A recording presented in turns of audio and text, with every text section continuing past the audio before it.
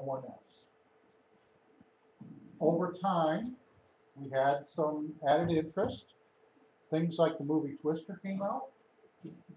Eventually, things like the Weather Channel, YouTube, and it expanded the interest in spotting beyond that what the programmers was really meant to be, which was a conduit from the field to the radar operators to know what was going on. You know, again, starting in 1988, that was pretty critical. And I'm not lying when I say anybody we were in the lucky audience to who's get the got right a time. happy birthday to you. We basically had a TV screen and we plastered a piece of plastic that had a map on it on that TV screen to figure out where it was at. So if you can imagine if that plastic started moving screen and we plastered a piece of plastic, we may or may not have a map on it where that was likely to be. And I think the public picked up on that. And I think because of that, they responded immediately whenever we issued a tornado warning because there was a fairly high degree of uncertainty just where was that storm. And they kind of already had a feeling that if we got around to issuing a warning, there was enough of an indication on radar to indicate it was probably already on the ground. Again, it was then up to the spotter to confirm what was going on. Over time, what we ended up finding was we had an increasing number of people who did not have the ability to provide communications. So I was training people that had to go through dispatch or had to call us on the phone. And man, we have all kinds of problems with that. We still do, okay? And I don't want to take away the interest and the enthusiasm because there's a lot of good people out there, well-meaning people out there who want to be spotters, but they don't really want to get their amateur radio license, and they don't really want to become a volunteer fireman, and they definitely don't want to become a cop. So what I was faced with was because we were losing firemen, losing police, losing amateur radio at this class, we had to make some adjustments. And we're still teaching the so-called now basic spotter class. And if you were over at Assembly of God a couple weeks ago, you saw that class. But when it came down to it, I think we can do better. Hence the term tactical storm spotter. Okay? Those of you who are here repeat offenders might see some similar material. And you're still going to see some of that type of thing. I still got to talk about squall lines and supercells. I still got to tell you where the updrafts are because that's where the potential for the tornado exists. I still got to show you where the downdraft is because that's where the wind damage threat exists, right?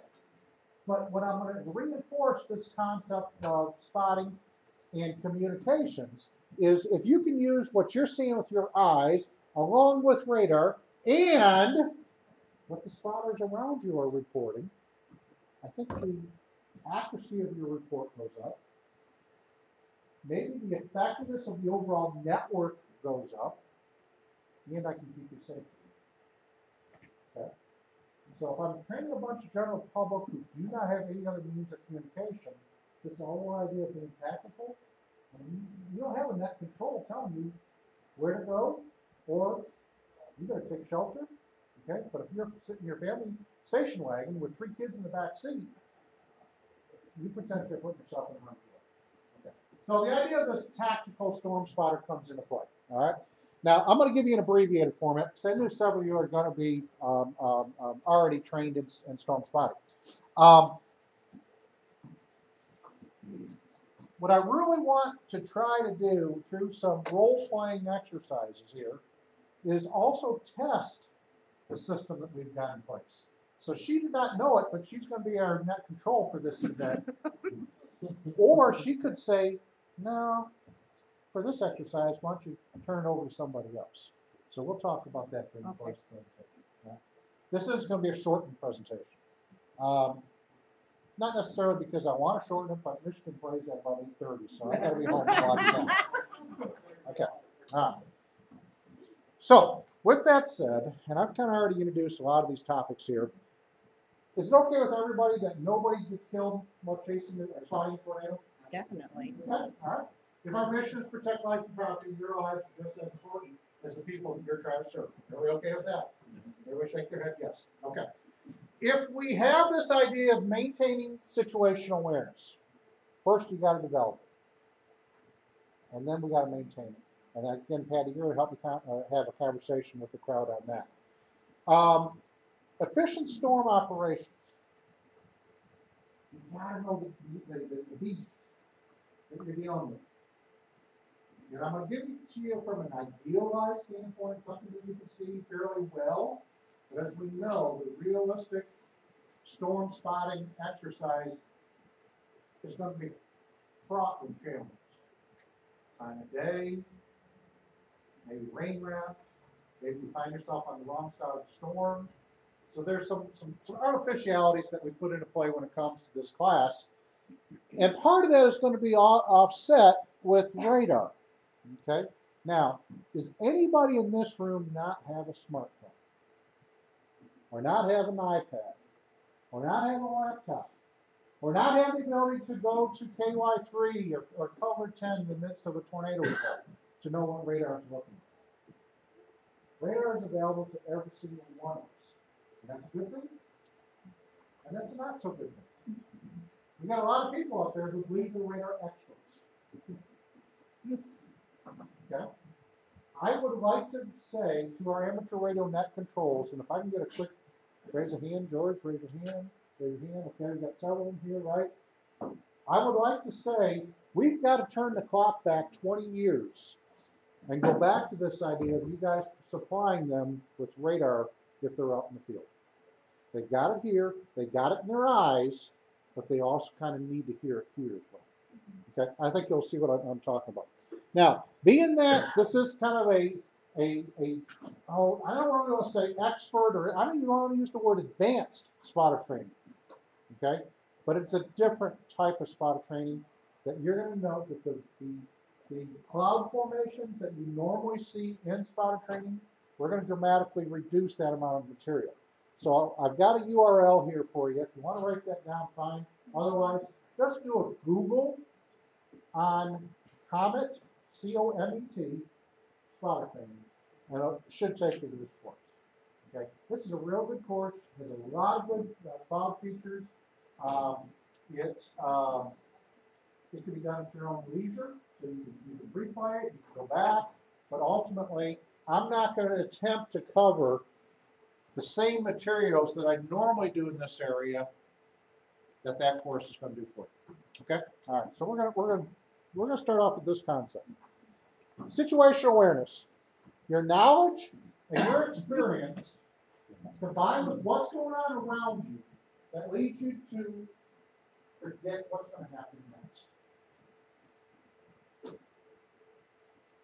Couple pilots just flying along, that doesn't happen.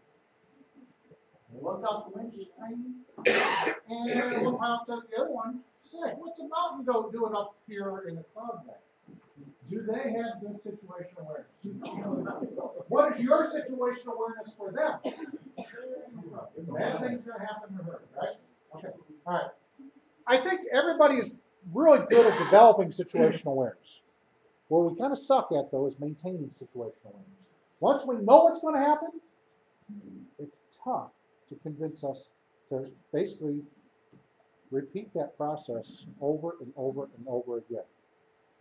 Part of tactics that I'm going to talk about repetitively during the course of the presentation is those of you that are being net control, you're basically command and control as far as I'm concerned. There was a day and age in which we had maps plotted out and we knew where our guys were at, right? And we maybe even told them to go here, go there.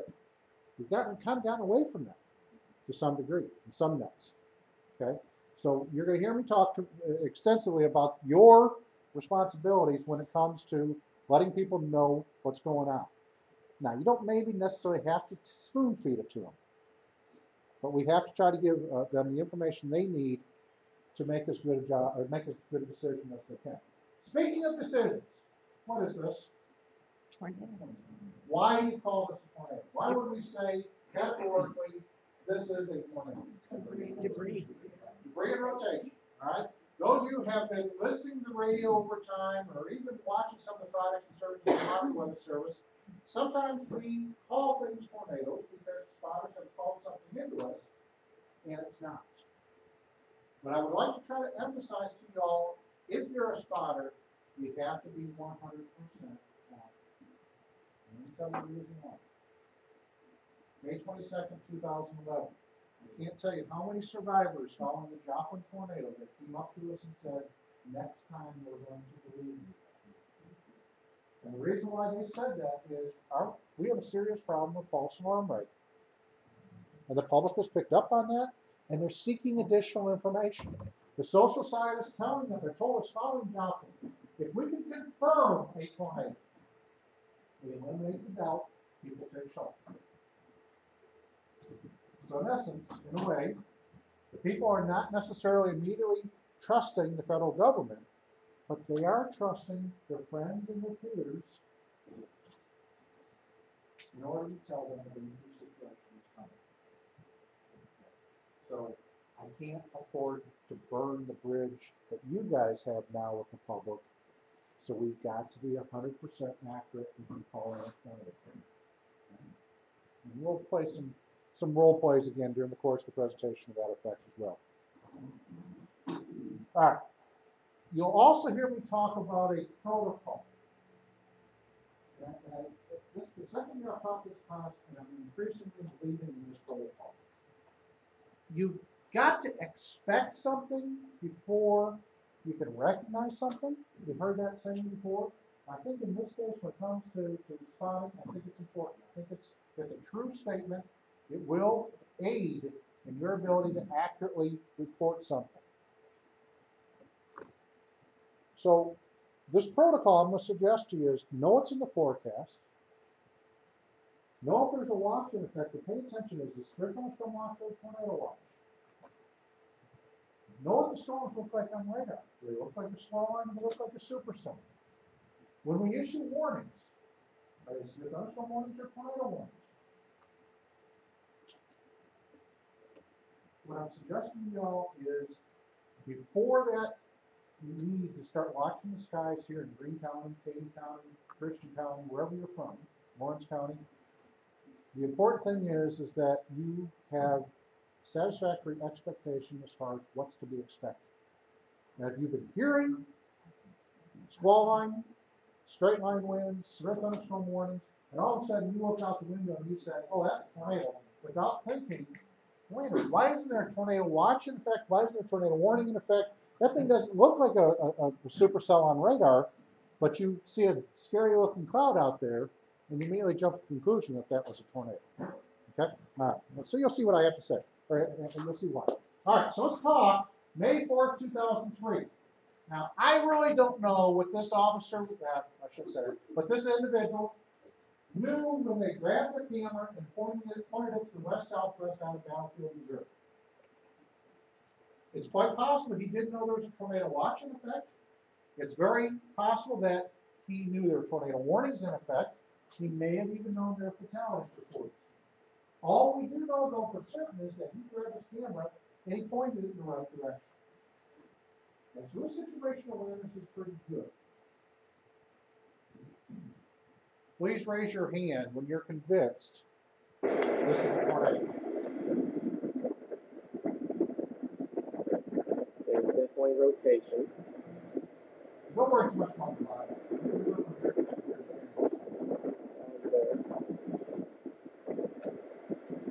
Don't watch from the back of the raise your hand. High and proud.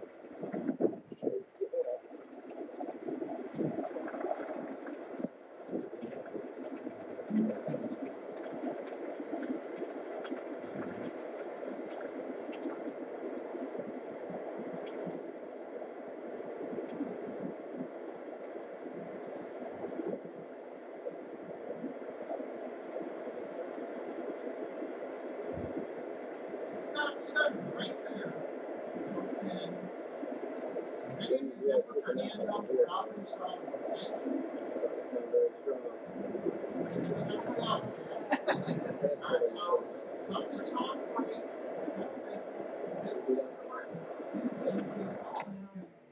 You saw the power line. You've seen enough. This situational awareness says, oh, it's a dangerous situation. The problem is he goes from his upstairs to his downstairs. He keeps on going. Not good.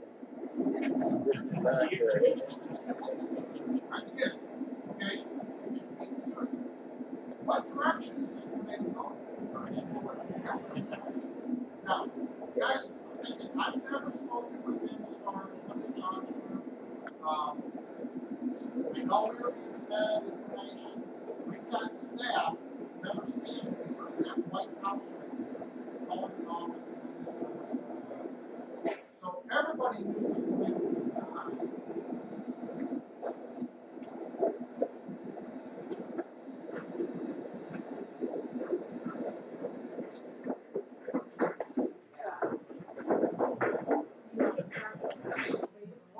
So we don't know what the cause of his delay was, right?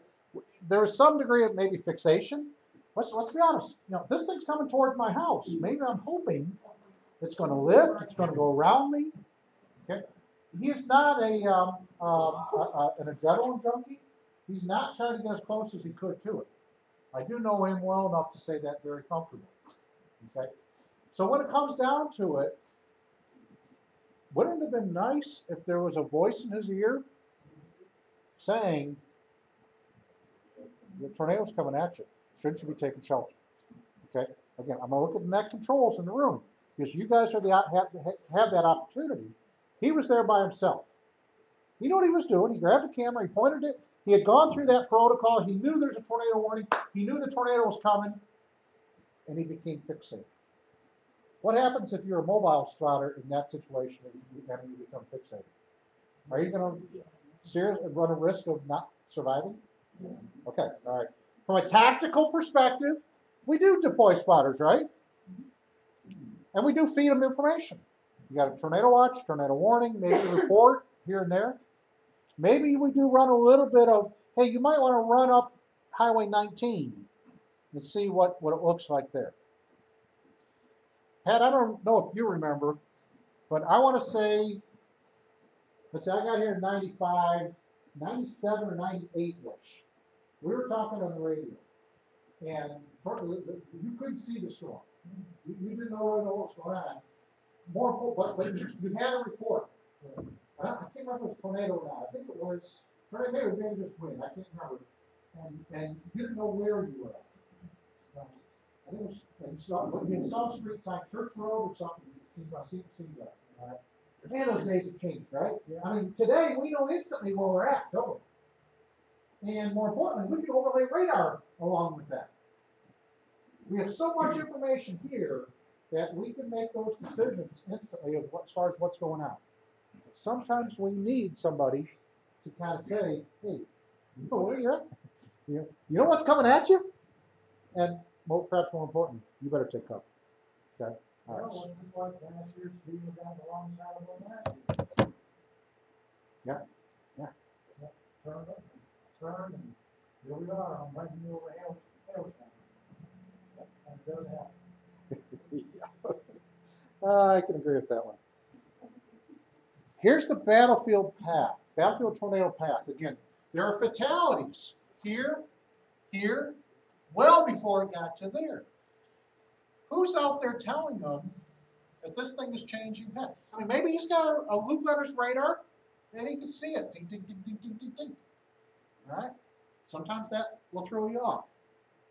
You think where it was going is where it's going to continue going, and all of a sudden it changes path. Remember Joplin? Hit range line and made this sudden turn to the southeast. I called my wife right here because if you look at that path, okay? So, who is out there from a tactical perspective telling the field spotter that this thing is changing directions?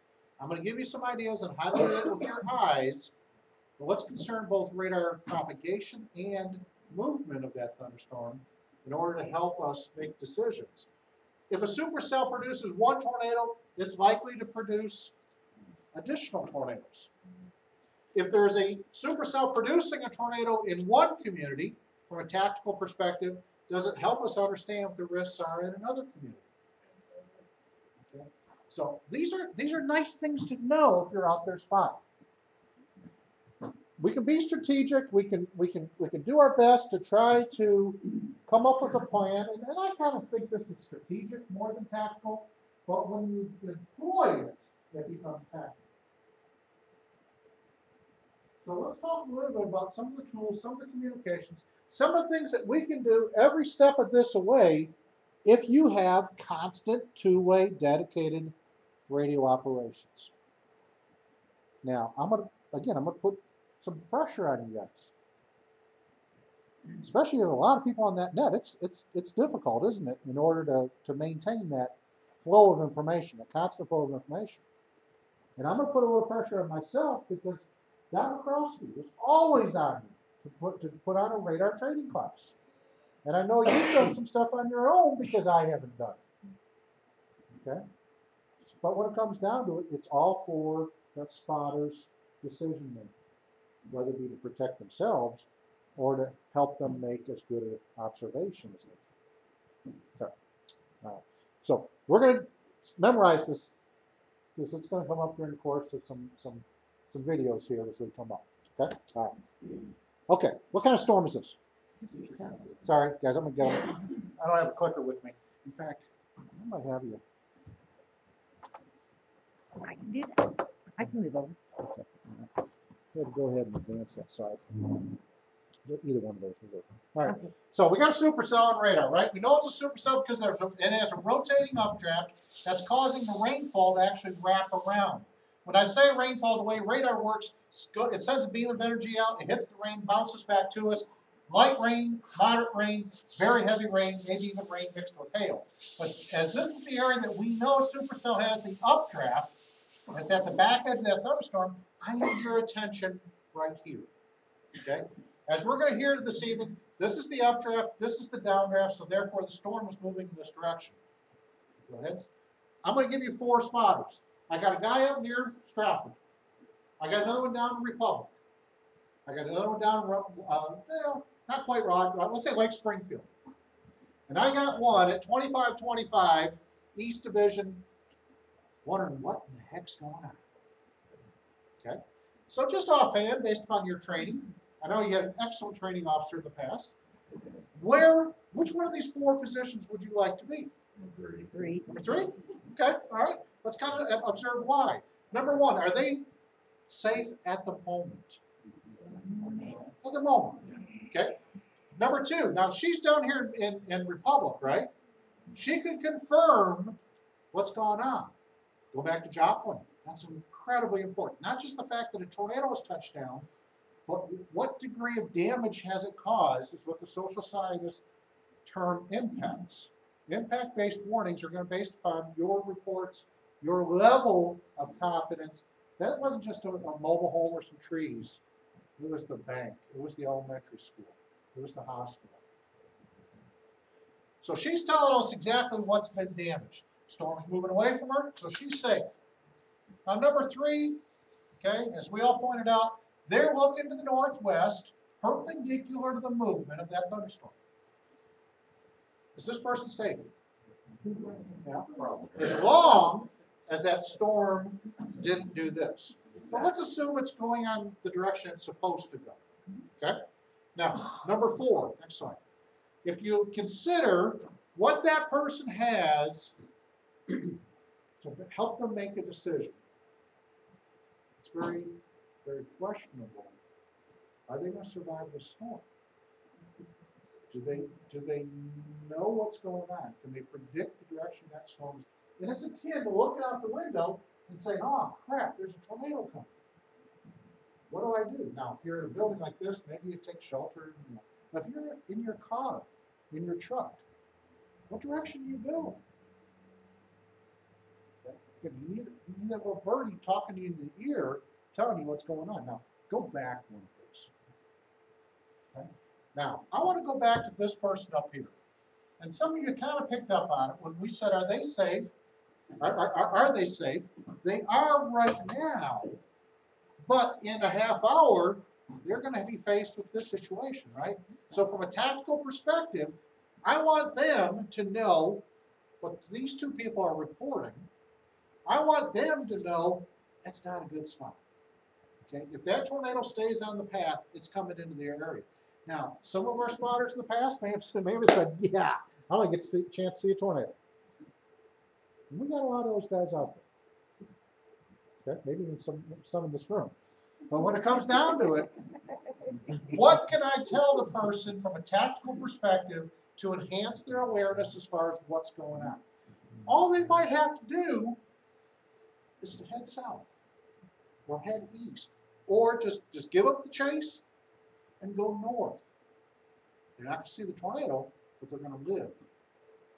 That's Some an of that important would depend consideration. on the forward speed of the storm. Okay, all right, yeah, yeah.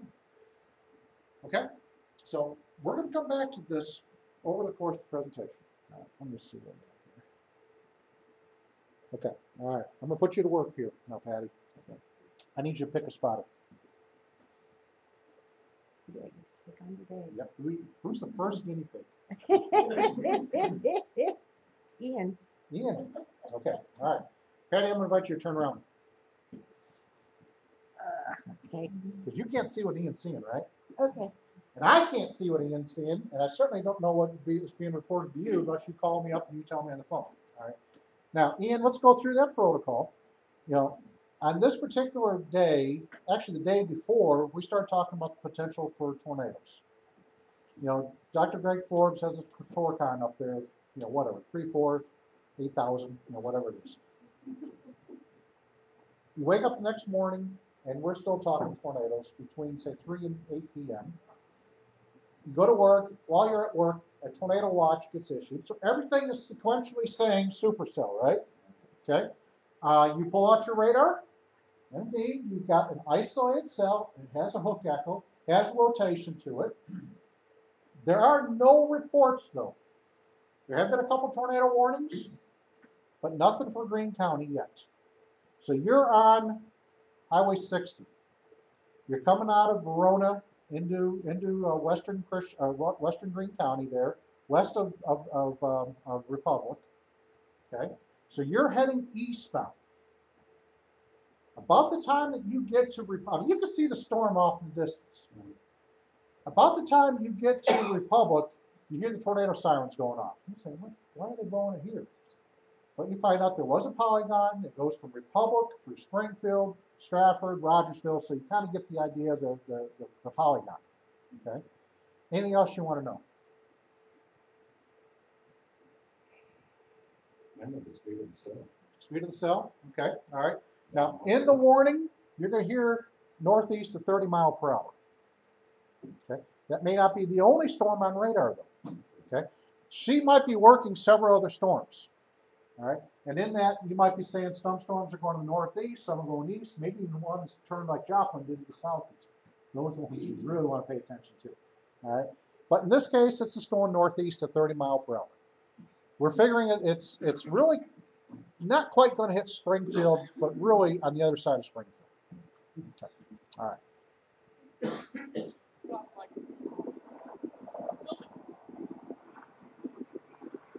Stop car.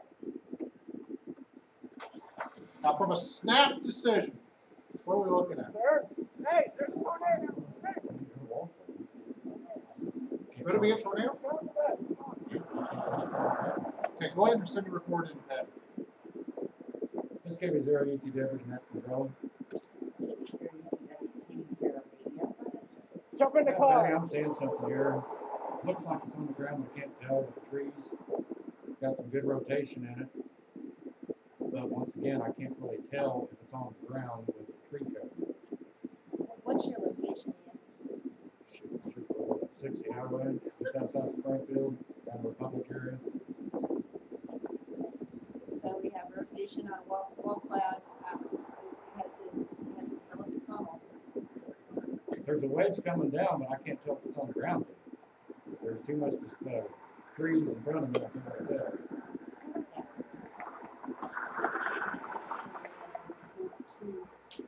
National weather. What would that report be? Just like a wall cloud? Yeah. I need to move your Rotating wall cloud? Everybody agree?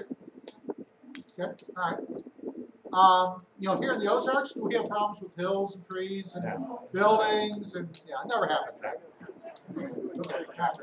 I like the fact that some of you picked up on a scary looking cloud. You know, early on, you could see on the other side of that tree line. Okay, that's good. Keep in mind that and I've got radar, maybe you've got the access to radar, but we can't see what they're seeing. So there are our eyes, and you're forwarding reports. Now, if we had multiple spotters, odds are that if you saw it, half the audience here would be seeing it. Okay? And maybe somebody closer to it. She's getting the basement now. Right? Okay. Maybe in the old days, that would have been something that we would have turned It's to huge, our radar huge. operator there on station and said, yeah, it looks like it's going up, oh, I don't know, M Highway, just north of Sunshine. And after turning in a report, probably would say something like, I have a spotter in Southwest Springfield that could confirm. Okay? Sure. Yeah, Roger here, but that's, with the conditions, would that be a report that conditions are favorable for tornado like? God, you know, 2 hours. Well, in this case, there would have been tornado watch in effect. Okay? We had issued a tornado warning on top of that watch, indicating that it's gone from being possible to problem. In fact, with the sheer definition of a warning should result in our operators being convinced it's imminent or already in progress. So the sense that it's still developing should not be part of our vocabulary. But with that false alarm rate being as high as it is, I think for some of our guys, that is the case. So yes. The public still gets confused between watch and warning. Yes. Yeah. I got quite a few stories I can tell you on that one, including last week with including a partner. I'll leave it at that. Okay. All right. So let's talk a little bit. We inferred a little bit here. You can stay up front because we're going to make you a star here. And you know, Pat and Christian, any of you guys that do work in that here, what are some of the tools that we have? We spoke about radar. Let's start there. How can everybody get radar? I can't take, I'm a federal government employee, I cannot promote one company over another, but that doesn't stop you guys.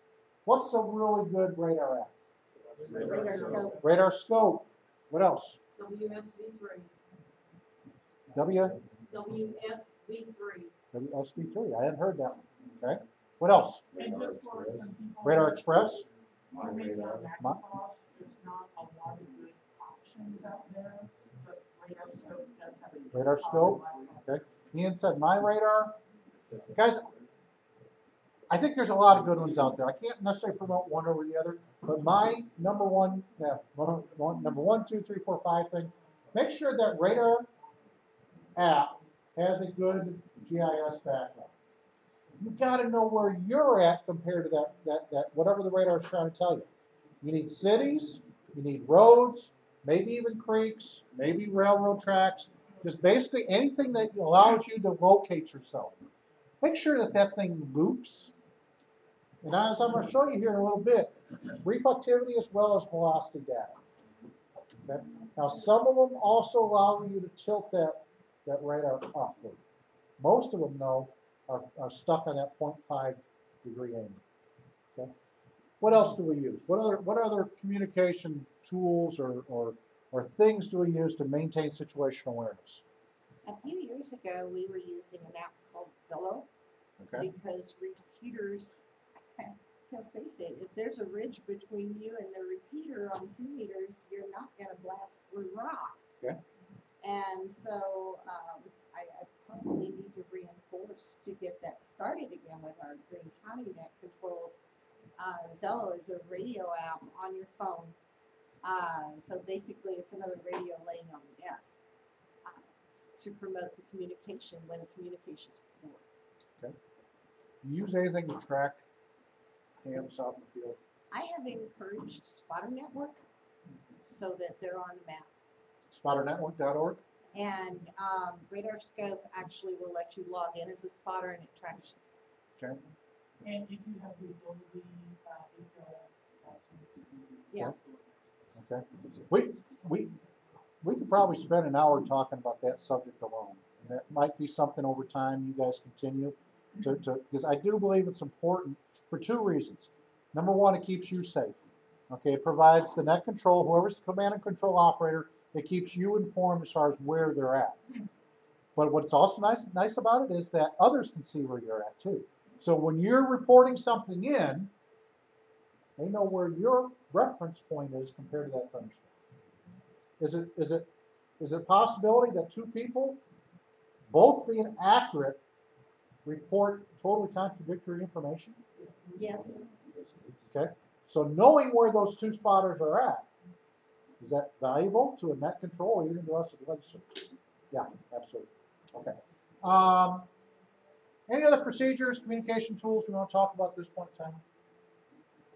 Just kind of one thing that I kind of picked up from Patty, I know it's not as accurate as the Spartan Network or NPR has, but I always like to find out the general location where the spotters are at. If they move, where they're moving to, let me know when you get there. And I know probably some think I'm being overprotective, but even if it's just them going home after the event's over, I like for them to still go ahead and confirm to me they've gotten home. Do you use any particular tools to organize that, or you just try to keep it up here? Typically what I have been doing is just write it down on a piece of paper or a notebook and put some space, and when they move to a new location, writing that out, put the new location, put a check mark. and I've harped on them for a long time. I know this is where it gets from check-in, check-out. Yep. Because if you've been in an area where a storm has rolled through and I don't hear from you again, I'm apt to send a search party to your last known location. Let's not endanger other people unnecessarily or take them away from what they could be doing to help others. Always let the net control people. Tools? NWS chat. All right, let's talk a little about chat. We got a lot of hands who want chat accounts. They hear good things about it, and they want. I am limited to providing chat accounts to amateur radio operators who run nets routinely. Okay. What NWS chat is, it's a behind-the-scenes opportunity between the Weather Service, our emergency management partners, the media, basically people who provide that command and control decision making. I simply cannot have too many people on that net, if you will, typing in information. Okay, but if Patty's got an NWS chat account, actually I'm going to say George. If George has an NWS chat account, and you're in Taney County, you're hearing some stuff locally. You've got the fire department scanner up, and you just heard the tornado's gone through Hollister. You turn around and you send, can't confirm at this point in time, but there's a report of a tornado in Hollister. Okay, so what that does is it allows us to work behind the scenes before that information goes out to the public. Okay. Okay. Any other tools? Since we want that cells and like also use And ping. Okay. All right. Okay. There's going to be a new way to send in reports via our web. It's not up and running quite yet. We've had to pull the previous one off because of some security patch problems. Okay. I like anything, but sometimes I wish you could go into it. We can go into a I said I like anything, but sometimes I wish you could go into it. in detail. Yeah. Okay. All right. I can get you to go back and forward the slides for me. All right. So let's talk a little bit about spotter training. And again, from a tactical storm spotter perspective, I'm not wanting to go back to square one. So those of you who are here for the very first time, I apologize. Again, do a Google on Comet, and you'll see it's a lot of good resources. Go ahead, please. So there are two types of thunderstorms we're dealing with. Next. Go ahead. We got squall lines, just one thunderstorm right after another, versus these supercells. Notice that they're more discrete. They're separated from other thunderstorms. They have these so-called hook echoes that provides an indication of a rotating updraft versus one thunderstorm right after another all lined up. Squall lines, we know the main threat is straight line winds. I'm not going to talk about, just for the sake of time here tonight, I'm not going to talk about squall lines too much. I am going to spend a lot of time talking about supercells. Okay? When it comes to next one, please. When it comes to a squall line, the only thing I do want you to kind of be aware of, where are the updrafts and where are the downdrafts? From a squall line's perspective, the updrafts are on the leading edge, the downdrafts at the back edge. Our eye can see the rainfall, so it gives us that point of reference. Guys, this thing is gonna go from the screen to the back of the room. It's gonna be tens, maybe even hundreds of miles long. It's gonna generally move northwest to southeast. The main danger that we have from a squall line is straight line winds in this neck of the woods. So, severe thunderstorm watch is in effect, severe thunderstorm warnings are in effect. You're hearing reports of wind damage. We're talking squall line. Okay? Yes, it is possible for a squall line to produce a tornado. In fact, if you maybe go back the last 5 or 8 years, we have had more tornadoes from squall lines than we have had from supercells. But they're shorter lived and typically they're weaker. I'm going to base my presentation this evening on this idea of supercells. All right, next slide. So compare the differences. Remember that updraft for a squall line is on leading edge. Where's the updraft from a supercell? On the backside. The downdraft on the leading edge. Okay, so you got some pretty big differences between squall lines and supercells. The nice thing about these guys, especially the supercell, if you're south, looking north or northwest, put the rainfall to the right, the leading edge. Therefore, the updraft's at the back edge, and you now know the direction that storm is moving. Okay? So let's use our rain to our advantage. Everybody pull up their right hand. Cover up that rain. Okay? The so-called right hand rule. If you can see the rainfall, you know the direction that tornado is going. Okay? Now, as that rainfall starts to do one of these that goes behind us, what's the problem? Changing directions, isn't it? All right? Now, again, we're like that guy at Battlefield taking a picture of that supercell, or that tornado rather. If we're so fixated on that thing, we don't recognize that things are changing. Hopefully, again, somebody is putting that message in there. All right. So, I want to spend just a few minutes going through what a supercell looks like, identifying wild clouds, funnel clouds, tornadoes. Notice that this whole thunderstorm is rotating. It's called a mesocyclone. I really don't care if you learn that term or not, but just keep in mind that a supercell is a supercell because it has a rotating updraft. If you were to take a plane out of the middle of that thunderstorm, that's what radars do. So it's detecting the rainfall along the leading edge that's being pulled around to the back edge. The hook echo is actually the updraft punching right up through that rainfall. Okay, next slide. Okay, again, this is a plane. The thunderstorm is actually extending downward and upward out of the screen. Okay, so this is the rotating updraft, the downdraft. The thunderstorm is going to be moving in this direction, and I'd be really worried about Carthage at this point in time. Of course, this is the Joplin supercell. We knew what it did was it turned. Okay, but at this point in time, all I'm going to do is put my hand right here. Next slide. Okay, this is reflectivity. Next slide. And velocity. Okay. Now, from a velocity perspective, is what I'm going to issue the majority of my tornado warnings on.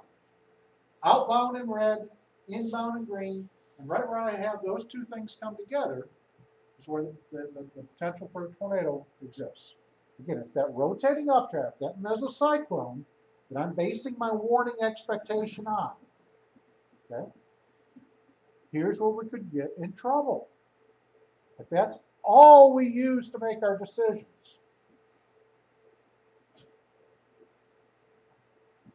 And if we strictly take the direction that that storm has been moving to predict where it's going to keep on moving, we might miss the southward turn.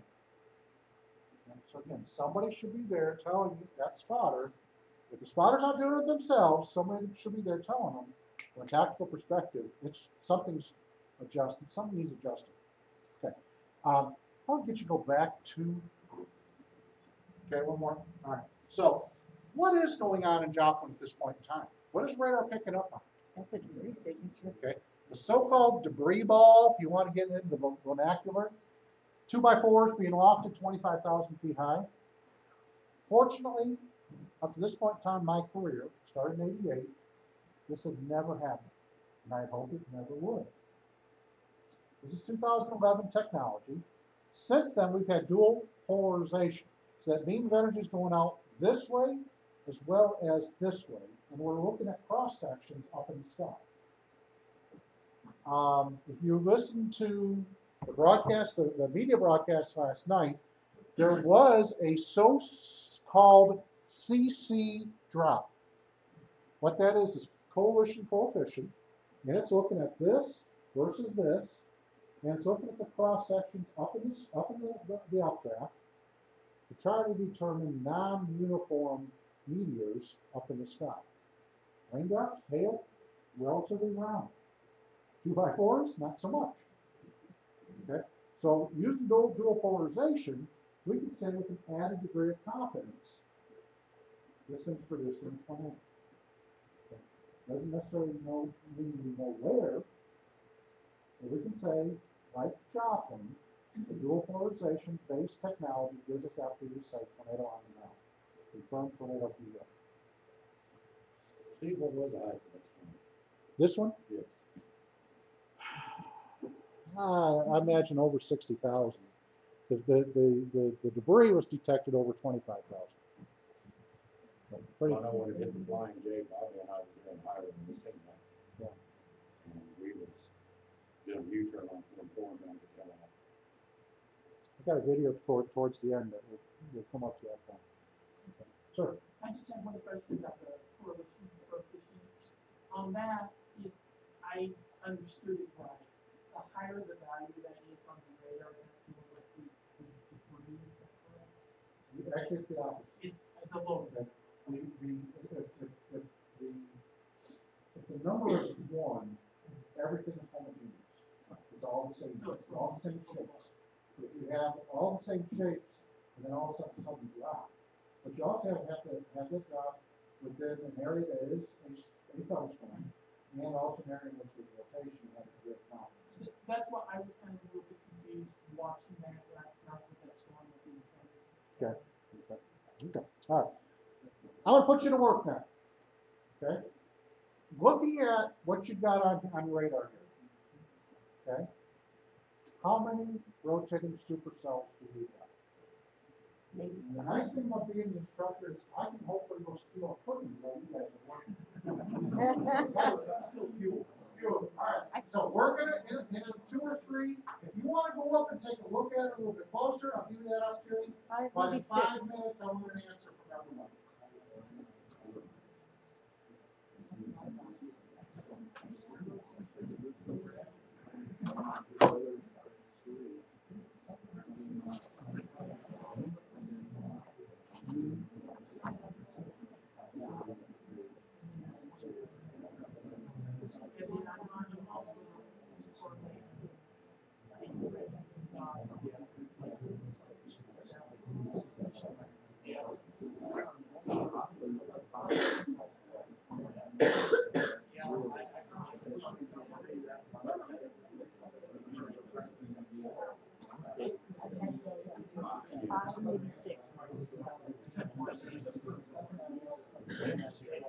The question mark is center up top. Yeah, top right for sure. But then that one, the one furthest north is a question mark. The data's a little scrambled there. Right.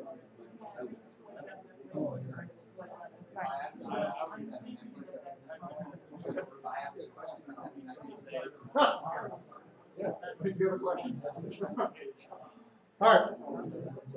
For the sake of argument, let's go ahead and cut it off here. How many people say 3 supercells? 4, 5, 6. Okay, got several answers there? Let's take a look and see. Go ahead and the first quick ones. The one right there in the center, pretty simple. You got a good rotating updraft on the left-hand side, and that rotation is confirmed on the right-hand side. Everybody comfortable with that? Next one, please.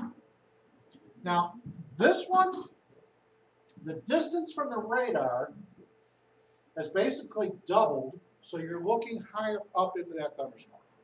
So a little different dynamic. You still have an indication of rotation, You got a real good indication of rotation here. Okay, what's the next one? Over there to the left, even further from the radar, but in this case, got a real good red versus green. Next one. Notice you don't really have the green here. You have outbounds. You got a little bit of green as an inbound. You have the radar down here, pretty far from the radar, but maybe enough to indicate, yeah, that's a tornadic thunderstorm. Go back until all the circles disappear. Okay. Now, this was the April 2011 tornado outbreak, part of the outbreak. Okay. Southeast part of the United States, actually the whole eastern part of the United States over a couple-day period. Over 200 tornadoes touched down. Including, and I don't know if you saw this one on the Weather Channel, but they were showing it live going into the University of Alabama in Tuscaloosa. People were buzzing down the highway going home from work while you had this massive tornado coming in. Okay? That was this thunderstorm right here. Basically, any thunderstorm, any red blob here was either producing a tornado or was capable of producing it very soon. Okay? I want to say this from this perspective. You know, if this was Camden on May 3rd, this was Battlefield, I said May 4th, 2003. You know, these things had spacing back in 2003. If we got locked into one storm over another, we're missing an opportunity to tell spotters the whole picture. Okay? If you could imagine a tornado hitting Springfield and ignoring a tornado that was hitting Republic, is there a situation, command and control there? Okay, this is again, we're net operators have to aid you in saying, you know, don't just respond to this guy. Recognize the fact that we've got several others. Or recognize the fact that in our neck of the woods, we've got a supercell that has produced a tornado. The one bearing down on our community may not have produced one yet. But if we know a supercell has produced a tornado, other supercells in the area, the general area, have the capability to also produce tornadoes. Okay? Now, we talked about Springfield and Republic. Look at these two guys down here. This cell and this cell. This one's probably more like, let's see, Branson and Pea Ridge. Okay, so imagine a tornado going through and all the attention going to that tornado, and 20 miles away there's another supercell coming towards you. Again, tactics, command and control. Letting everybody know what's going on, operating as a network so that you as a spotter have all the information that you can have at your disposal to understand the situation that you're in. Whether it be being accurate with what allows you to report or from a safety perspective. Let's go see what he's on. How many? To the next slide.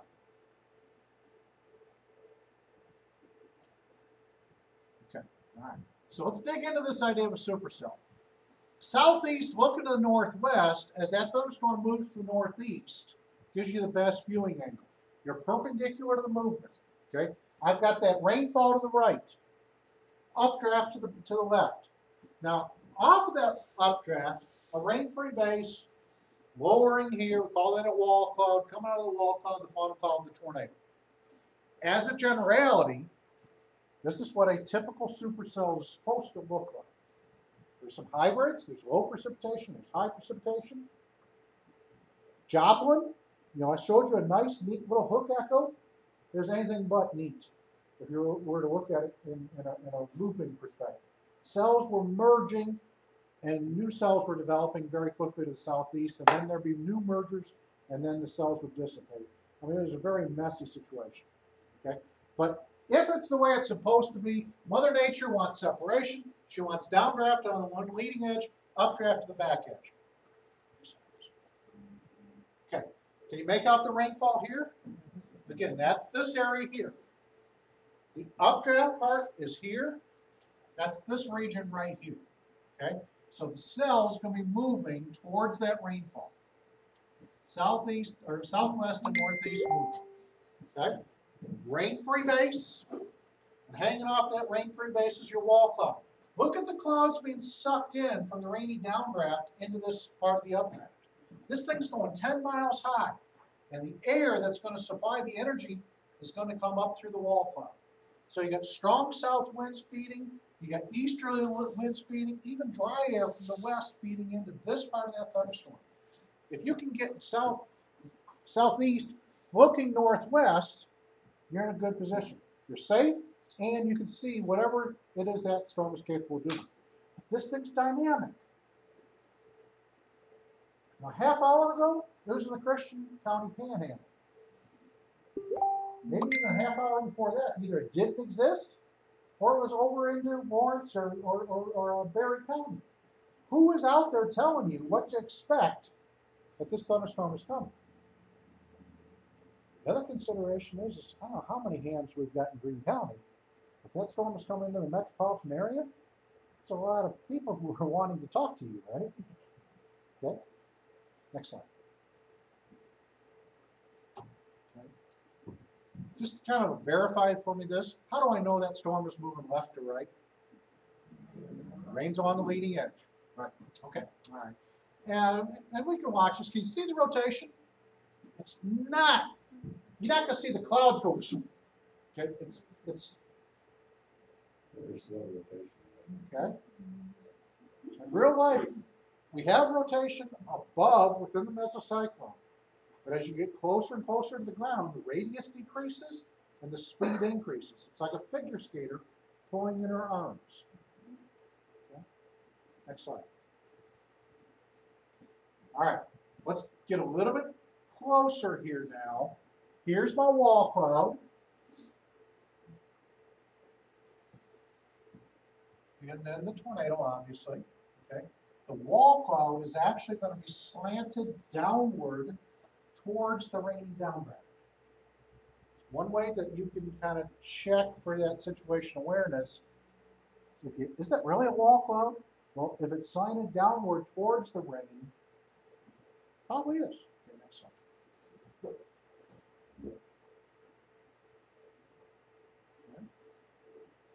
How many times do you hear people say, oh, there's a funnel cloud out there? Yesterday. And I'm not going to take anything away from that spotter reported yesterday. I've not talked to him. I've not heard any reports. I was at home. In fact, I didn't hear much about it until after the fact. But when it came down to it, if it was a funnel cloud, it should have been rotated. How close do you need to be to see rotation? I don't. It's a kind of rhetorical question. Maybe depending upon visibility. You know, maybe depending upon time of day. But the bottom line is, if it's looking like a supercell on radar, if it's got rotation within radar, you see the rainfall on the leading edge, you determine correctly where the updraft is, and you got a wall cloud, and you got this thing coming out of it, you know, it's pretty safe to bet that's probably a funnel cloud. But one of the things I am going to ask you to try to do is do note if it's rotating. But let's say you're too far away. Again, another function of your net control operators. Somebody calls you. Let's say I'm in Battlefield Mall. I come out and I'm looking to the north. Storm's maybe 10 or 15 miles away, but I correctly see a scary open cloud coming out of it. Maybe that's a funnel cloud. I call it into you, but I'm too far away to say rotation. Then that control turns around and say, hey, is there anybody in the north side of Springfield that can confirm rotation within that storm? Okay. If you ever hear me get on the air at the Weather Service, I'm that close to issuing a tornado warning. Or there's something that just doesn't quite make sense out of that report that we've had. So we're asking clarifying questions because our situational awareness is compromised. Okay. Next one. All right. Both tornadoes? Okay. Would you be comfortable saying this is debris here? Yes. What do you think? This was actually the same tornado, but about 10 minutes prior. Okay? What I would offer up, just like with funnel clouds, somebody's seeing something so far away, but they certainly looks like a tornado. Probably is a tornado. But I'm too far to say if it's on the ground, I got rotation, I got diverted. This is fantastic stuff I hear on the radio. Instead, what I hear is, yeah, I can see a wedge tornado on the ground from 50 miles away. Okay? Yeah, I hate to say it has to be so close, but it would be nice that if somebody heard this report and look out the window and say, this is indeed on the ground. I see rotation, I see debris. That make sense? Okay, next slide. Okay, all right. Let's go back to that 1, 2, 3, 4. Okay, I got the rainfall to the right. Are these guys in a pretty good position? I'm going to assume this is the downdraft over here, so it's moving across these fields kind of away from them. So are they in a safe position? Probably. What is their main hazard? Lightning. Okay. Mobile spotters, stay in your cars. Okay. Might be boring. You might have to want to get out and stretch. You might want to take some pictures. Stay in your car. It's a lot of hurry up and wait. A lot of hurry up and wait. Okay. Remember how I said that wall cloud is sliding downward towards the downdraft? Okay. I know what they used to call beaver style. Yeah, to a degree, yeah. It's this region here. As moisture gets sucked into the updraft that's forming that. So let's go into this idea of positioning with the idea of tactics involved. So you've heard of a tornado on the ground coming up Highway 60. Let's go back to May 4, 2003. So you got the tornado on the ground. It touched down in Newton County. It did its thing in Pierce City. It did its thing in Aurora and Marionville. You know, it's coming towards whether Christian County and Greene County. Everybody's on alert. It's doing this kind of wavy pattern when it comes to moving to east-northeast. So at what point in time do you all deploy? Are you self-deployed? Is it under the control of the Weather Service when we say spotter activation in this area? I'm curious. Oh, if I could, let me ask people in the room that are not net controls. When do you deploy? Whenever I hear enough chatter, usually off the regular radio, Okay. that heightened chance, I look at the sky, okay, looks like could be, I'll at least have my radio on, whether I'm actually in a deployed position or just driving home or whatever, I will be kind of monitoring the traffic. Okay, so your situation where you're using multiple inputs in order to get a handle on the situation. Maybe somebody isn't specifically telling you you need to deploy, but you're kind of telling yourself. And I'm always driving towards Republic, which is the first place to get hit. So, Okay, all right. Everybody kind of agree with him? Net controls in the room, you want to add anything more to that? Pat? Well, I'm listening to chatter what's going on in the adjacent counties. Okay. I'm also looking at rail. Okay. Well, I'm tracking these things. So in Christian County, when we're getting to, we start getting to Barry County and this stuff all together, I'm aware of my spotters. Okay. All right. I think usually typically with Greene County, what we kind of do is we watch and monitor what's going on in counties to the west and south of us. Good. As stuff kind of starts coming out around the Joplin area, we're looking to see is this stuff that looks like it's going to be together, is it going to be in the county? If we've got about, I'd say 45 minutes from power, that means we know it's probably going to be here. We'll go ahead and start doing that. Get in touch with spotters.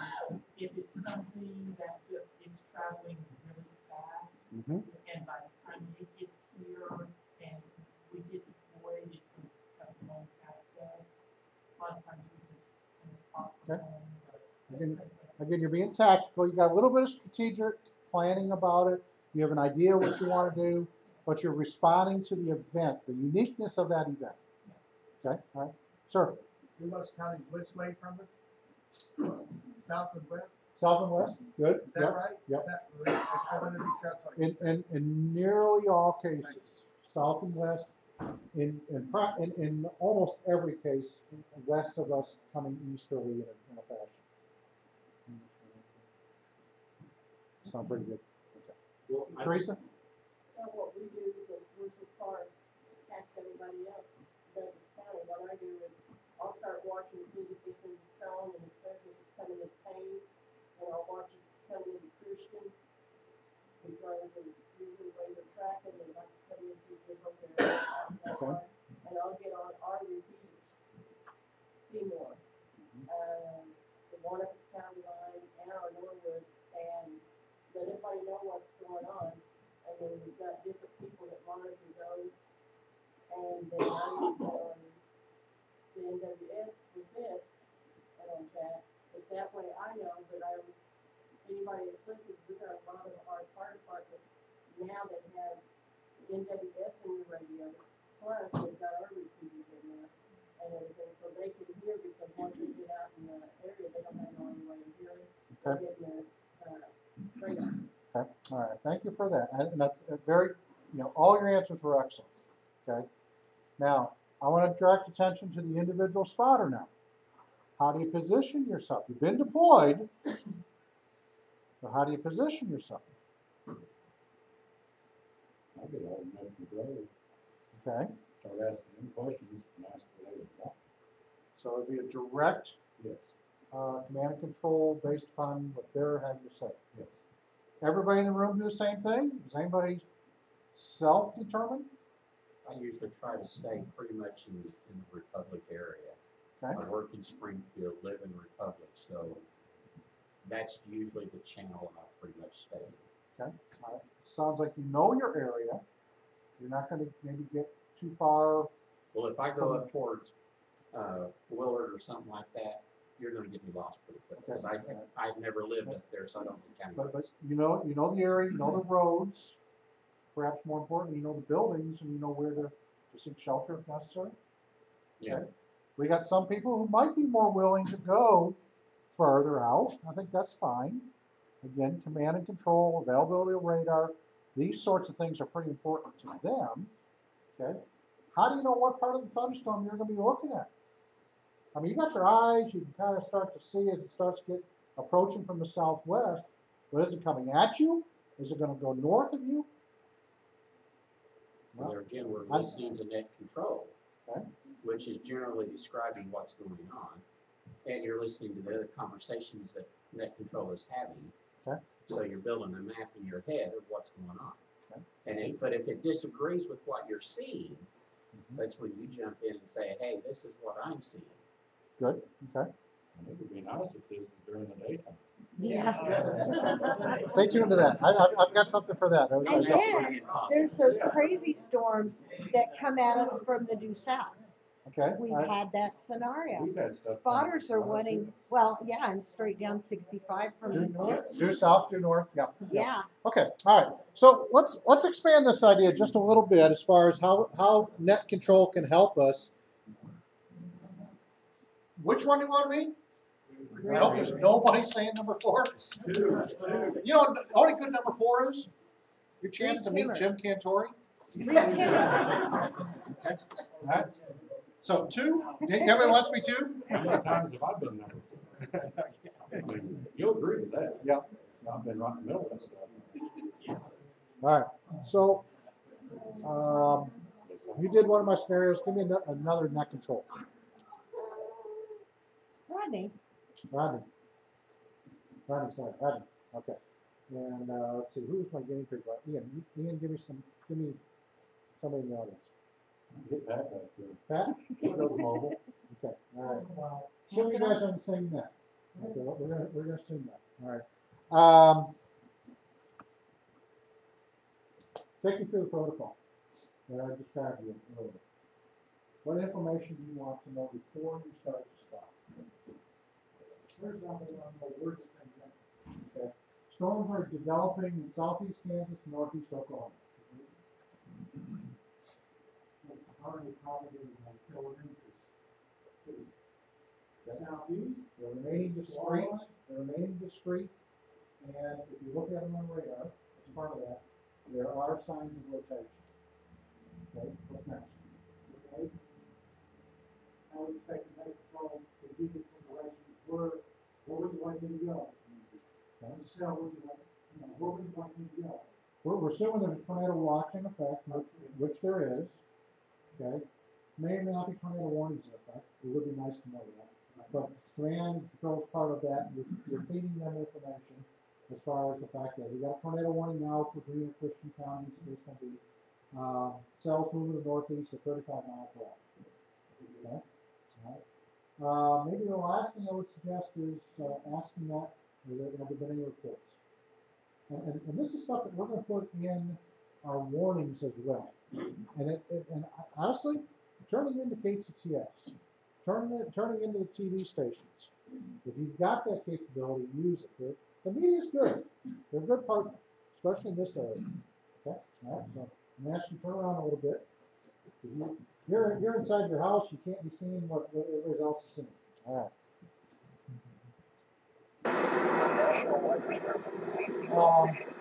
We're on Highway 13.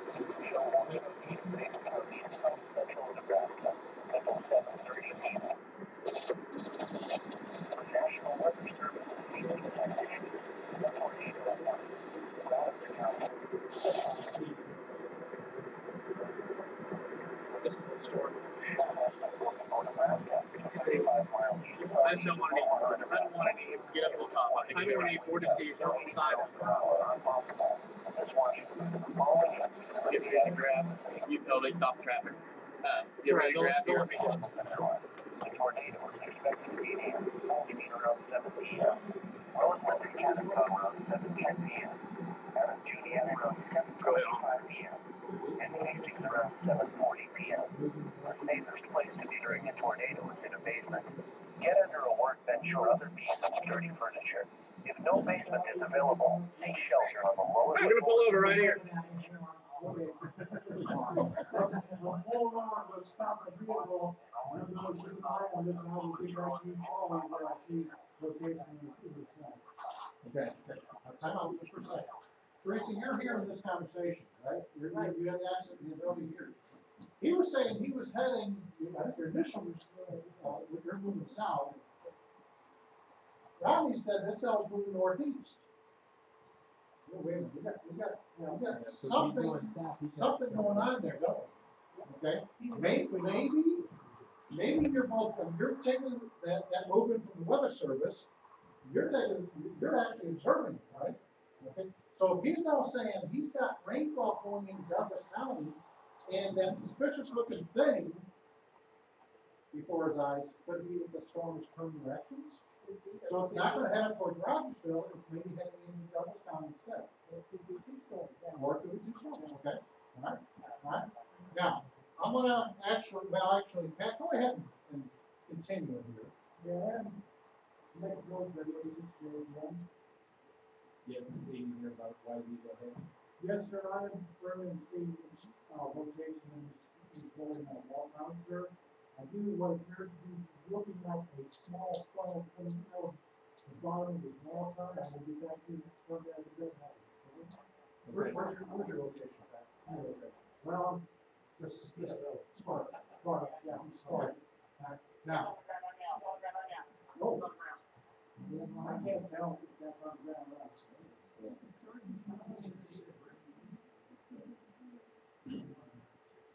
Can't tell if it's All on right, the so ground. with that said, now that you've heard him say he's got rotation, maybe you're hearing chatter from other sources. Maybe it's with social media.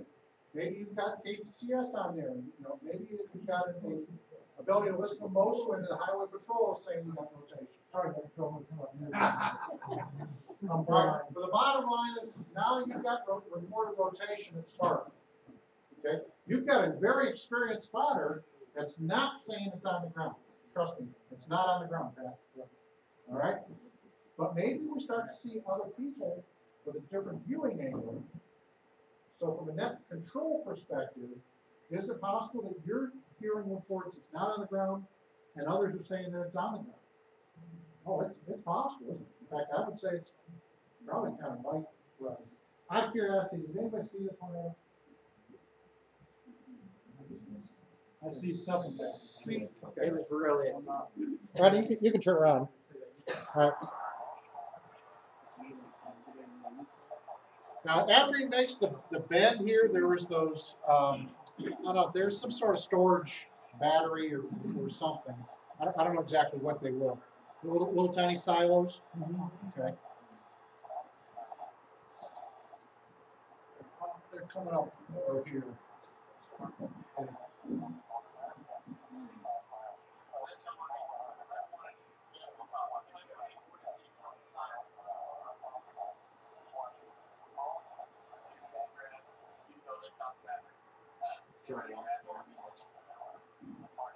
Could you see how very easy that could be called a tornado?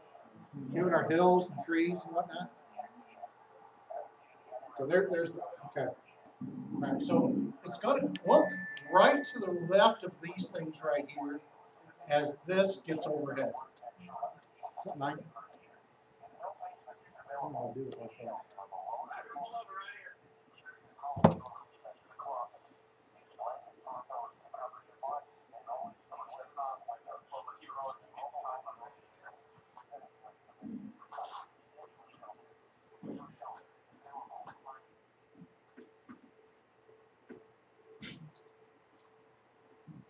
Okay. So your attention is here, but I want you to kind of look back here, especially as he zooms into this area. The key to it, if you don't see it, you cannot call that a tornado. If you do see it, by all means, but do say you've got rotation, you've got debris.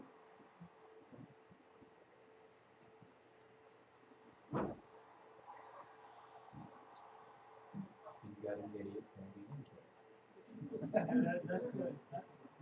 That's good. It's a good consideration. How close can you get before you become too close? Back here. Is this real life? Now, you've got a lot of really good tornado pictures on YouTube. I don't think any of them come from the Ozarks. Right here. It's almost always dark. Yeah, oh. But again, if you didn't see it, you can't call it in. Right? Okay. All right. Give me my next guinea pig. You want experience or not experience? Come back.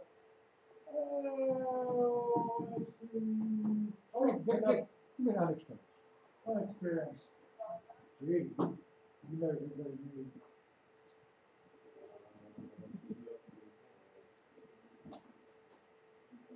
This one's not going to be real fair because we didn't talk about this subject very well. Wes is kind of new on board. Wes? Who's Wes? Wes? Okay, Wes. The protocol we've been talking about is knowing what's in the forecast, right? So whether the day before, the morning of, you turn on the TV, you turn on the radio, you get on the internet, and you find out we're talking storms producing damaging winds and hail are expected this evening. Okay? You hear the Storm Prediction Center has issued a severe thunderstorm watch. Okay? Storms are coming in, and you've been hearing some severe thunderstorm warnings, but nothing for your county. Anything else you want to know?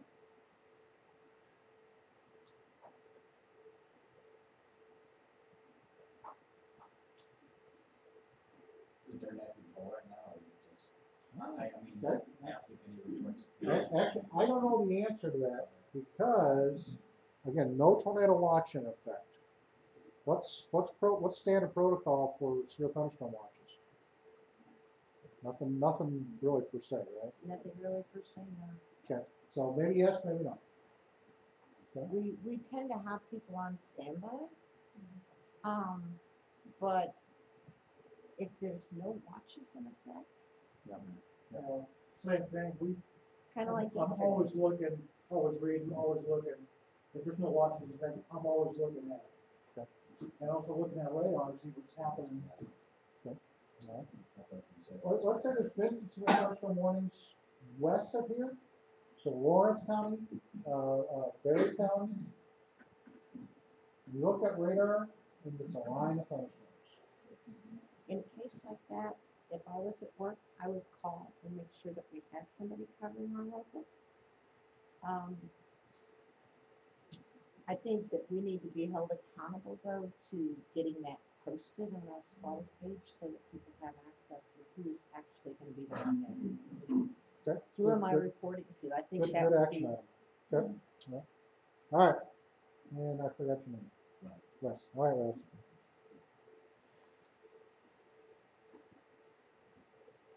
And you can phone a friend in the room too.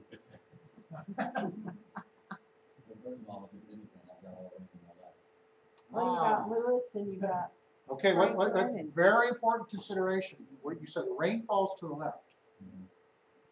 Okay, what's that mean as far as that object straight ahead?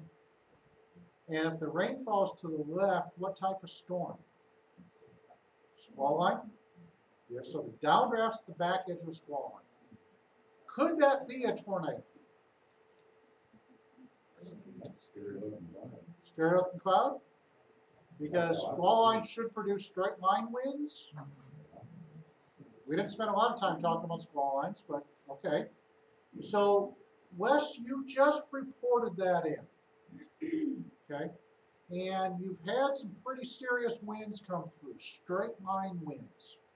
Let's just suppose you reported that you have trees blown down, you've got some minor roof damage to buildings around you, power lines are down, but it was all straight line winds. Okay? I see our net control took off kind of. All right. So, you know, we've gotten that report from you, right? Net control forward your report. This is sort of like what we did in elementary school where you whispered something in somebody's ear and they whispered in somebody's ear and so on.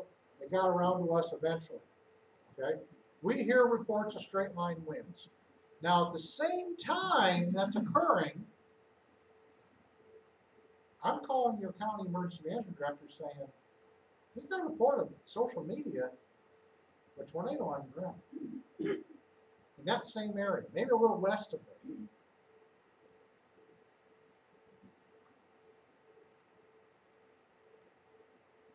What's your situational awareness saying, if anything? Does Facebook ever lie? Okay. Could it be true? There's always a probability of anything. Okay. All right. I think it's probably nice that that person's reporting it was a spotter. They had two-way dedicated communications. But let's say they didn't. Is it possible that Wes is seeing straight line winds and somebody else is seeing a tornado? it is possible.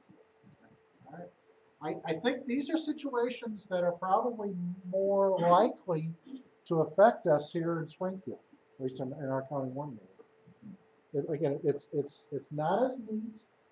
We got a lot of messy stuff that's transforming right before our eyes. Was supercells in Kansas and Oklahoma, and it's trying to become squall line in Missouri. We've also had cases where it was a squall line coming out of Kansas and Oklahoma that broke apart, became a supercell, or was sort of like a supercell here in Missouri. Okay? Or worst case scenario, it was nice clear cut off to our west about 7 p.m. and then by the time it got here, it's about 10 or 11 o'clock at night. I can just skip this section, right? Yeah. All right. Well, let's consider. You'll go ahead and pick the next one. Let's consider this event. This is a real live event, by the way. Okay, April 2005 at 1:45 in the afternoon. We issue a blue box, so-called blue box, a severe thunderstorm watch. Okay, severe thunderstorm watch should mean squall line, should mean straight line winds. Okay, my situational awareness is pretty good. Next slide. That was at 1:45. At 6:10, Storm Prediction Center upgrades it to a tornado watch. Oh, hit reset. Okay, what now type of thunderstorm you're expecting? Supercell perhaps, but certainly the threat has gone from straight line winds to a tornado. Okay. Also notice, and just don't look at the radar here. The fact that it's at 6 p.m. to 1 o'clock in the morning. Again, we never get tornadoes after dark here. Next slide.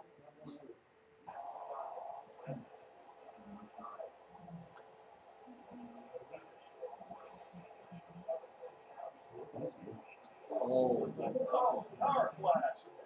This is it.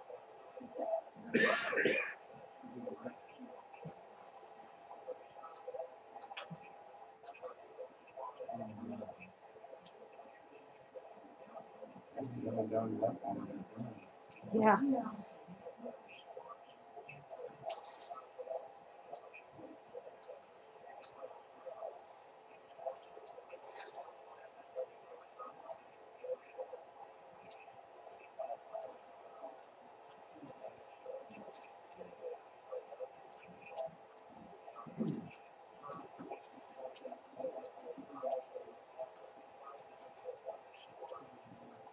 You're afraid to blink. Good. At this point, I'm dependent more on what radar is seeing than what IDAR is seeing. I like. Well, hell, I can't use that in the future. I think that's the proper response. You know, think about what we've worked. I mean, this is an abbreviated class, but from a safety perspective, do you have any idea where the updraft and downdraft is? Can you, even if you thought there was a tornado, could you confirm rotation and debris? Okay. My strong suggestion, if we were in this facility, you know, tornado sirens going off, let the dang thing go through, and then go outside and see what you can tell us about the damage. Okay.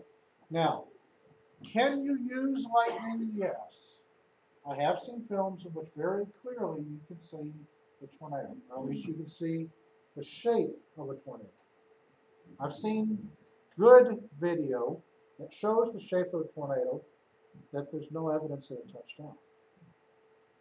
So there's one up here in Willard, the night that we had tornado after tornado after tornado after tornado, and here they caught it, and no damage whatsoever. Okay, all right, go ahead. Yeah, one more. Okay. I'm trying to lead up to a couple of historic events for our region. May 22nd, 2011, the day of Joplin. Okay. I'm going to position you on range line. It's the equivalent of Glenstone. Okay, you're on Glenstone heading southbound. Tornado watch in effect. There's been tornado warnings for Western Green and Northern Green, not including the city of Springfield. About 15 minutes into that tornado warning, a new tornado warning gets issued for southern, central, and southeast Green, all the way into Christian County, and maybe even a portion of Douglas County. So the orientation, instead of pointing to the northeast, the orientation is pointing to the southeast. There have not been any reports of a tornado at this point in time. Whether it be the earlier tornado watch or tornado warning or the current tornado. The radar is showing very strong rotation. Anything else you want to know? I think we've covered it pretty well. Is this the same storm that has changed direction? It is a new cell on the south side of the original warned storm. Is there any different? Yes. Yes. This is a day in which the storms are forming and showing signs almost immediately of rotation. There's that much wind shear in the atmosphere. But again, there has not been any reports of touchdowns yet. That was the amazing thing with Joplin, by the way. It's not supposed to work that way. We're supposed to have, if you have a violent tornado, there's going to be a high risk in effect, and you're going to see it very clearly. Anything but what happened that day. But I digress. All right, so you're right, actually, you're right out the window here, right? You're on Glenstone, heading southbound. Very important consideration. Go ahead.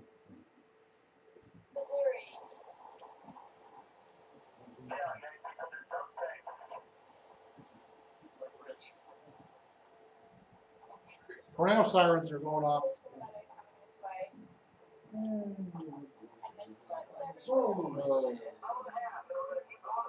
What are you looking at there? Rainfall. You're looking west at rain.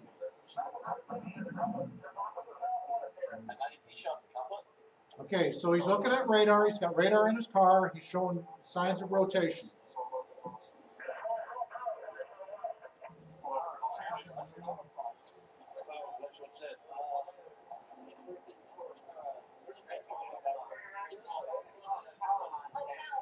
That's looking east.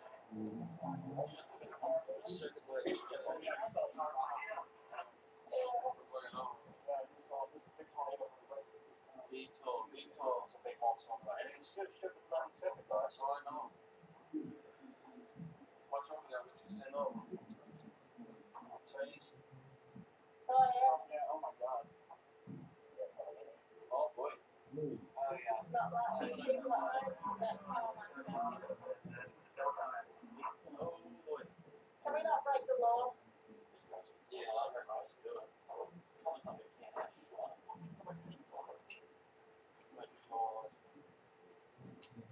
Jesus.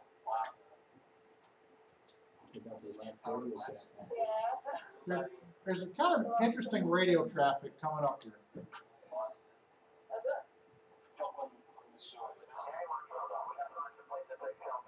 Oh, storm shelter.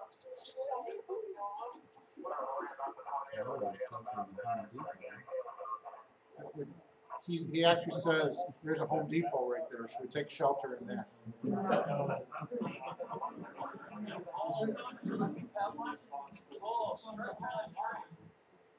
That's a big power flag. It's too low to do that. Oh my god, that power flashes. Lots of power flashes.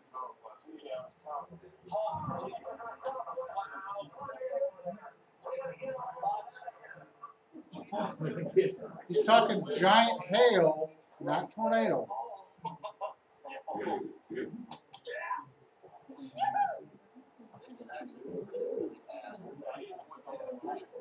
So the cooler head says this is actually really, really bad.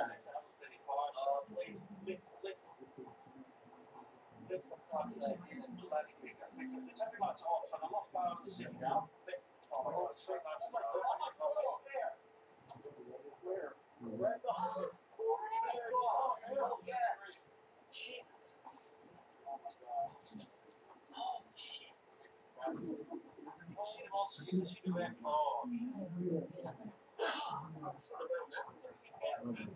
And now think about it. You're heading southbound on Glenstone. So the command and control has gone from large hail to now let's get the hell out of here.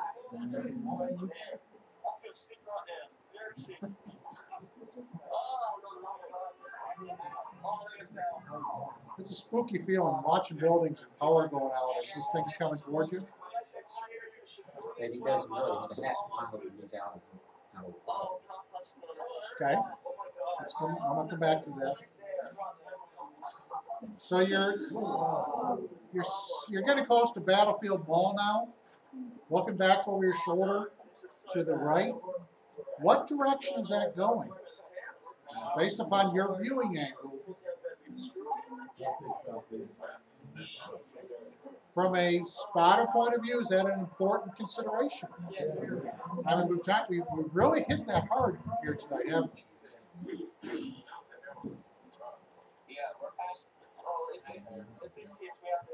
Notice that you're now in rain. Is that a good feeling? No, I'll follow you.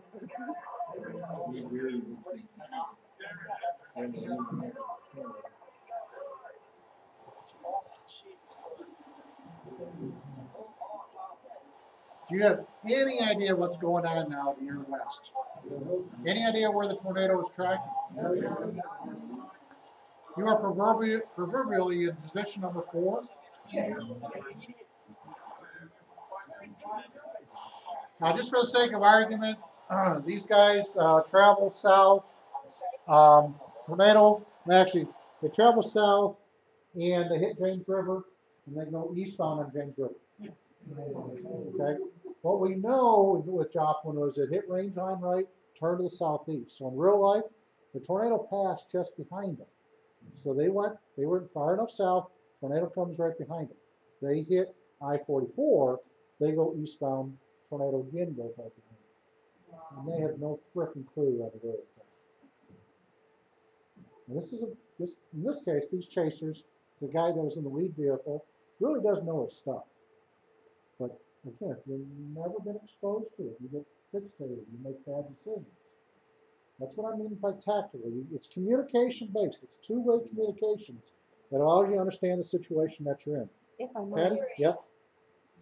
and if you're too close, radar is 5 minutes behind. Yeah. It makes that turn at 55 mile an hour. How far has that storm moved?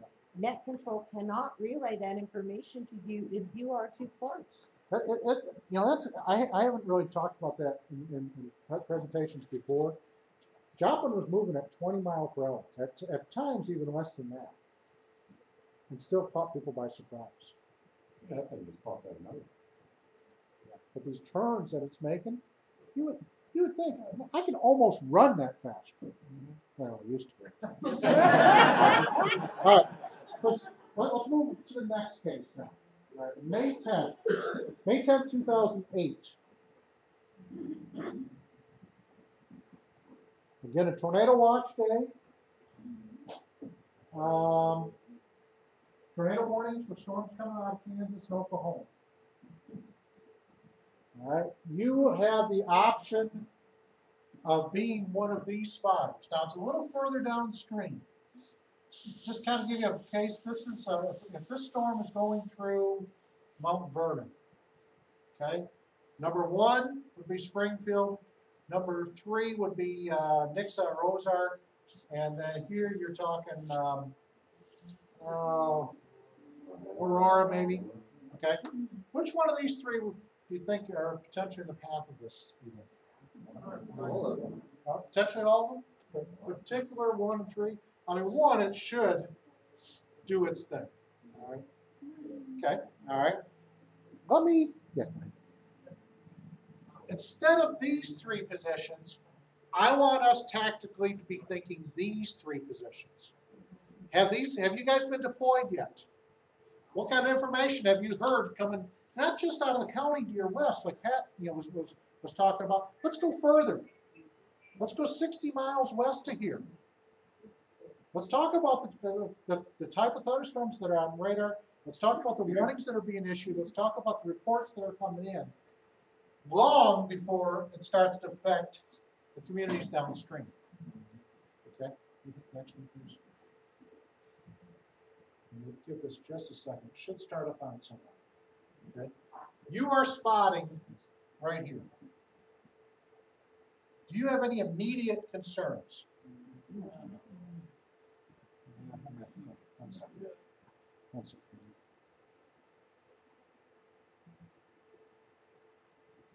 Okay, again, you are right here. At what point in time do you get concerned? I just started getting. Right there.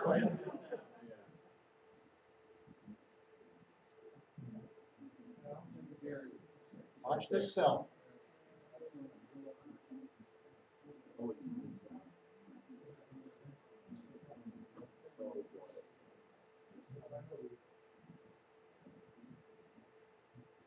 This is the event that killed the volunteer fireman. I'll go into all the details because I don't know all the details. There's a question what he knew when he was spotting, but he was verbally telling people the tornado was coming, you better take shelter. He was going door to door, Uh, knocking on doors, telling people to take shelter. Okay, so again, It's not just 1, 2, 3. We have to be concerned about from a tactical perspective. It's 4, 5, 6.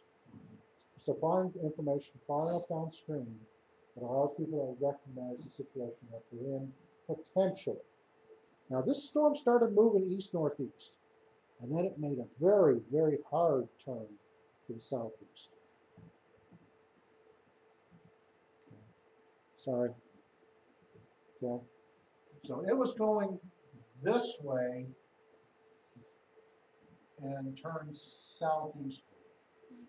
Again, did that play a role? I don't know. I don't know. I'm trying to figure out. Maybe trigger. It's about 7:30. Okay, guys, I got one more I want to show you. All right, this is going to take 7 minutes. So if you bear with me 7 minutes, I think it's a very good way to compare everything. It's what you're seeing, what radar's seeing, what other spotters are seeing, and by that, look at where the spotters are compared against dashboard cameras, and also what it is. I mean, you can see where they're moving, so you can infer the decisions that they're making. And the narration's really good as well. We'll take a closer look at the tornado itself in the next couple of animations. The tornado initially appeared as a multi-vortex underneath a rapidly rotating bull wall cloud. Its apparent size was deceptive to most storm chasers who were focused on smaller subvortices within a much larger parent circulation. Mobile radar measured the tornado's maximum width at 2.6 miles, although for much of the tornado's life, the tornadic wind field was much larger than the visible condensation funnels. The parent supercell was primarily in a high precipitation mode, and the condensation funnels were often obscured by rain. Please keep in mind that the EF5 strength winds were not present during the entire lifespan of the tornado, nor did they extend to the full width of the tornado as the graphics in this animation may suggest. The highest winds measured by mobile radar were confined to much smaller subvortices orbiting within the larger parent circulation. Damaging winds did extend through the full width of the tornado, however, as well as in the rear flanking downdraft to the south and behind the tornado. As the tornado approached I-40, it became completely wrapped in rain within the core of the storm. Its forward motion was nearly halted, and the tornado slowly drifted east down the interstate as it dissipated. There are several possible factors and explanations for the large number of storm chasers impacted by this tornado. One of the most prominent is the tornado's deceptively large size. Many storm chasers appear to be focused on smaller, fully condensed subvortices within a much larger parent circulation. The parent circulation, sometimes referred to as a tornado cyclone, occupied a space and scale more conventionally associated with a wall cloud. The full width of the tornado cyclone seems to have made up the tornadic wind field at ground level. Many chasers may have actually found themselves underneath the tornado cyclone, identifying it as a more conventional wall cloud or mesocyclone, and not expecting it to become the tornado itself. The left-turning motion of the tornado also caught several chasers off guard, who usually expect a more linear tornado track. The arcing motion allowed the tornado to approach many chasers before they realized it was getting closer. Combined with the exceptionally large size of the tornado, some of those attempting to cut across its path found that it was too late to escape and were overtaken by the parent circulation or one of the more intense subvortices. Okay. From a tactical perspective, this event failed. Now, we're also talking about an extremely large mesocyclone. I think this tornado ended up being a mile, mile and a half wide. It went southeastward, right off the get-go. And then ended up turning to north when it was dissipated. It was very low to the ground. The wall cloud was very low to the ground, so it made it difficult to try to determine what was tornado versus what was wall cloud. Okay. You saw some of the decision making in some parts. Some were good, some were kind of questionable. This last video I'm going to show you is from the speaker. He was a chaser that day. He made some really good decisions. Listen to what his justification was. We'll take a closer look at the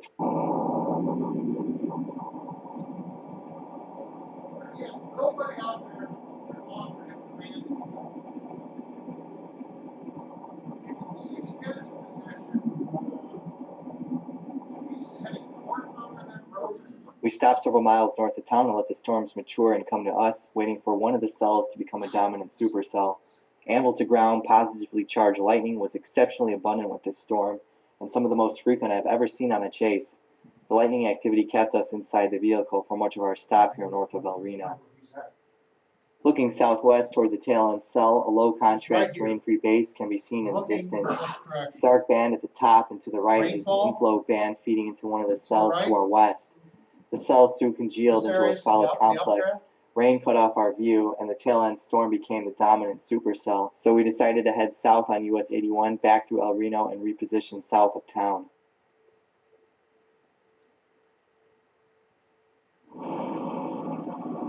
Is that southbound now? Notice that this thunderstorm and then this thunderstorm. This is the eventual track of the tornado. He's right here.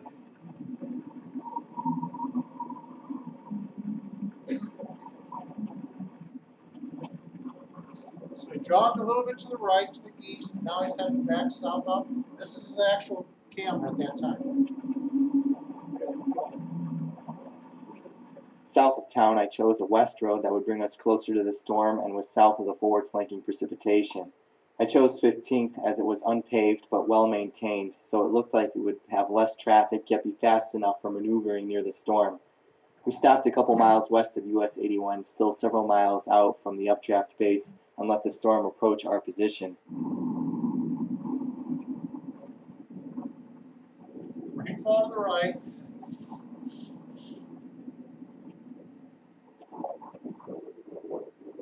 Our initial view of the storm was rather low contrast, obscured by rain within the rear flanking downdraft.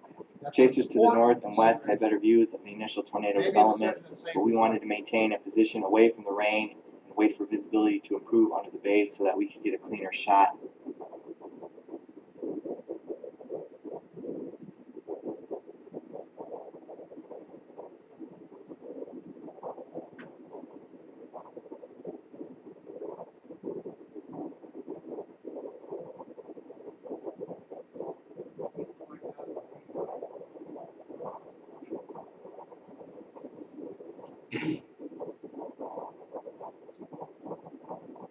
The rotation is back here.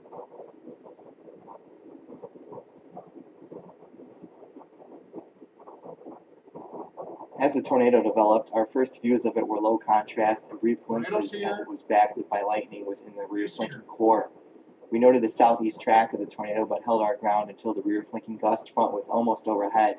I felt confident at the time that our road grid allowed us ample options to stay ahead of or escape the storm to the north or south, but in hindsight realized that we had lingered at our position too long.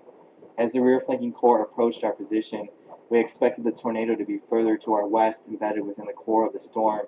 Extremely rapid rotation was noted on the outer bands of precipitation, and we realized that a much larger circulation was occupying the bulk of the rear flanking core. We scrambled east on 15th to put ground between us and the storm as the circulation expanded into the 2-mile-wide El Reno EF5 directly behind us. We were able to cross 81 and continue east where 15th became paved, encountering little traffic with some distance between us and the tornado. We continued east as the tornado made its left turn until we felt that we were clear of it and the accompanying rear flanking downdraft to the south.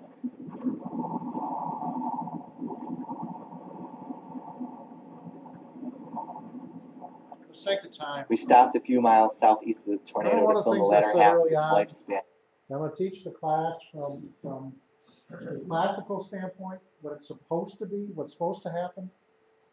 There's nothing that beats your own two eyes in your decision making. Yeah, asking your net control what's going on, or tuning in TV, or using radar, all these tools should help you. But we talked about the right-hand rule. The other rule that I really am a big proponent of, that is the windshield test. If you cannot see both the updraft and downdraft out your windshield, you are too close. This was not a normal tornado situation. Joplin was not a normal tornado situation. But I do believe that if you had positioned yourself that you could see both the updraft and downdraft, typically speaking, southeast, looking northwest, you would have been able to tell, oh, wait a minute. These things aren't going the way it's supposed to go. If nothing else, you could have called your net control. You could have looked at radar and seen what was going on. But your own eyes should have been telling you, now, this is not the right thing. When you talked earlier about knowing your area, and being able to take shelter, and the roads, and all those type of things, don't chase unfamiliar territory.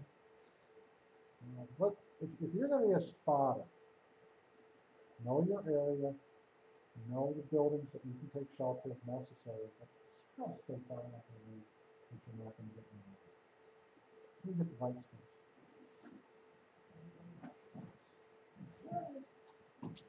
So what do you think from a tactical versus basic storm spotter perspective? And we expanded the communication and what I've done in other classes, but from a understanding the situation that you're in point of view, what do you think of this idea of tactical spotting? You like it? What do I need to do to make it better?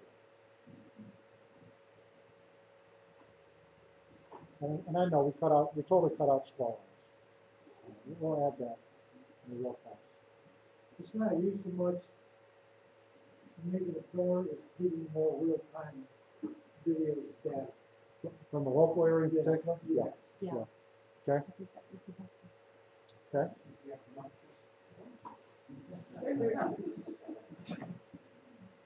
Okay. Yeah. I just have a question. I remember a tornado in 1981 in Coffeyville, Kansas. It was a hot summer afternoon, and this hail came down suddenly, like it was rather warm and muggy and kind of sunny, and then it got cloudy quickly, and this hail came down in our driveway outside, and then the tornado seemed to be like half an hour later. Does it usually hail before a tornado like that? There is usually hail for tornado, not necessarily at your location. Yeah, but the if tornado you're was out in the country away from town, and we lived in town. either at your location or nearby, if it's the size or it's larger than the golf course. So you hear a baseball size hail, grapefruit size hail. It's not golf. Know you're dealing with supercells, and the most dangerous part of the storm, the updraft is still to come. One thing we didn't talk about is the overall formation. Downdraft on the leading edge, updraft the back edge. In between those two is where your hail will most likely be. So if you hear a report, say you hear in Springfield, you hear a report of baseball sized hail in Willard, they know you're dealing with the updraft still to come into this area. Thank you for that comment. Okay. Is this what you kind of wanted me to talk about? Is there anything else that anyone feels like Steve needs to cover before he closes? Okay, good. Yeah. About last night? Yeah, I was at work, and I ran into the break room and I saw like 5 minutes of him on the screen. I can really see the radar was what it looks like from the town. He's not really, you see the green. And then, was it really a tornado?